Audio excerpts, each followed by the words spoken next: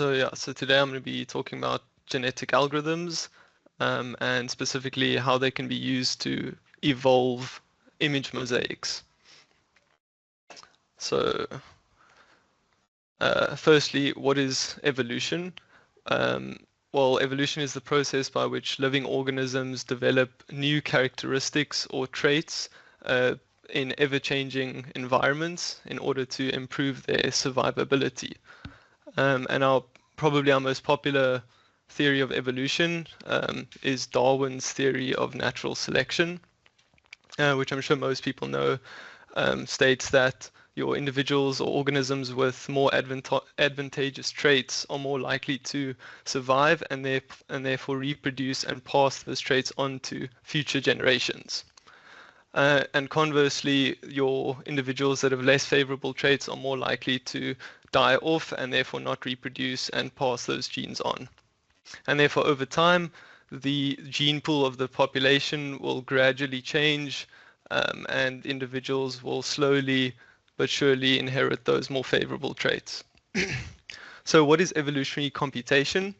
Well, it's a class of optimization algorithms inspired by the process of natural evolution by simulating selection, crossover, and mutation in order to guide the search towards a more optimal solution.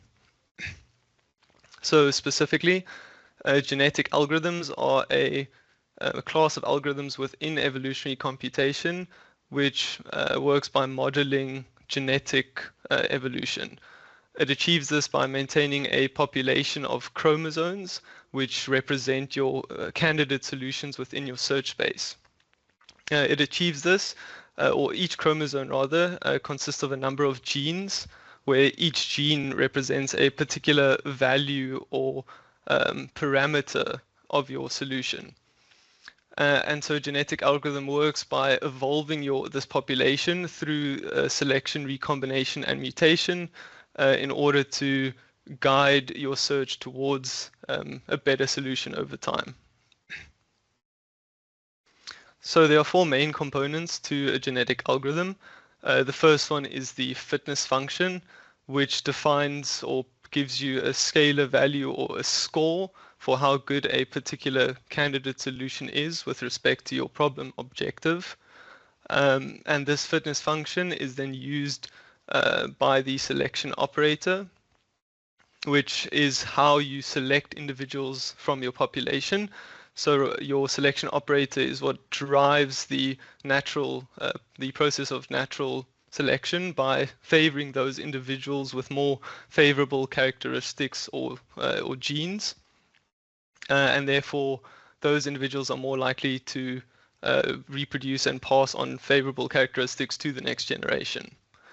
Next, we have your recombination operator, and this models the reproductive process by taking individuals from your population and combining them to produce new solutions within your search space. And then finally, we have the mutation operator, which injects genetic diversity into your population to prevent your search from stagnating or getting stuck in local optima. So how are these components used? Well, first you initialize your population with n random individuals, and you evaluate the fitness of each individual within the population. You'll then use your selection operator to select parent individuals from the population, after which you will apply your crossover and mutation operators to produce new offspring. And those you then evaluate the fitness, or you apply your fitness function on all those newly generated offspring, and then select individuals for your new generation. And then obviously you replace the old generation with the new one. And then this process will repeat until a certain stopping condition is met. That stopping condition might be a fixed number of iterations depending on the level of compute you have available, or it might be once you've reached a solution that is good enough for your particular problem. So you get some solution which is within some epsilon value of your desired solution value. Um, and then write it, and then after this, you'll return the best solution that you found um, for your particular. After all your generations, you return the best individual that you managed to find. So how can we actually use this algorithm? Well, we can actually use it to evolve photomosaics.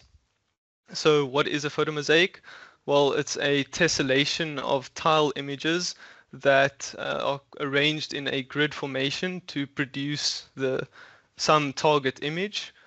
So when you view the image from afar, you see the characteristics of your target image, but when you zoom in, you can see the tile images um, that make up your target image. And so a photomosaic, or rather evolving a photomosaic, can actually be defined as a combinatorial optimization problem, where the goal is to find the optimal selection and arrangement of tile images from your database to most accurately represent your target image as a whole.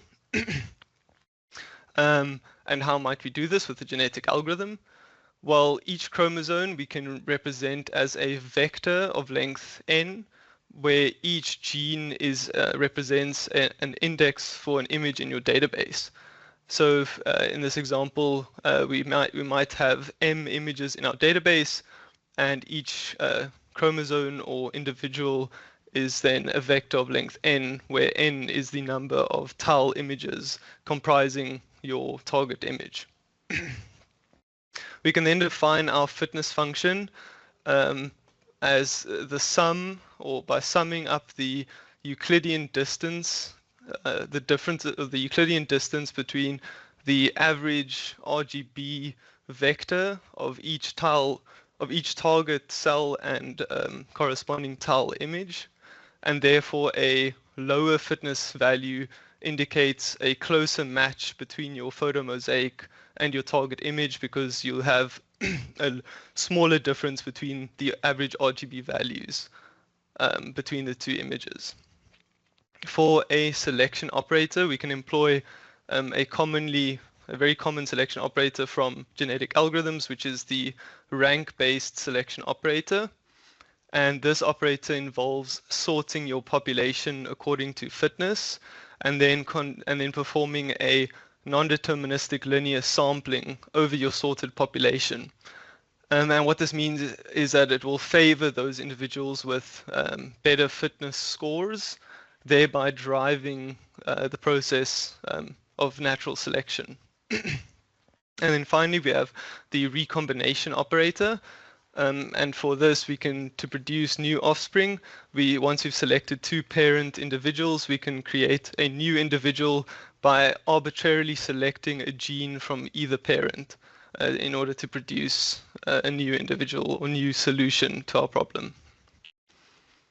And what does this look like? Well, so here we can see a visual representation of a mosaic that was evolved using a genetic algorithm. And you can see all the way on the left is the best solution from the first generation, which is just a fuzzy image, and that's because we usually initialize our population uniformly throughout the search space, because you want to actually cover as much of your search space as possible.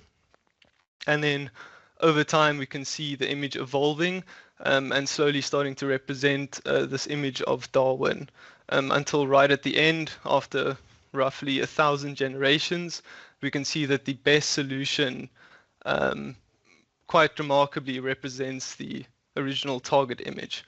And I think it's quite cool that we can, with such a, almost I would say, simple algorithm, which models a natural process, we are able to achieve such remarkable results. And so what else have genetic algorithms actually been used for? Well, it's been used in a variety of different domains, but in particular, or for example, in financial modeling, it has actually been used to determine the optimal weights for your different portfolios in order to maximize profits, which I think is quite cool. It has also been used even in, for example, music composition in order to evolve harmonies with certain target features or styles. So genetic algorithms have been applied to a wide variety of different fields, And yeah, I think that's why people should definitely learn about them. And yeah, that's about it.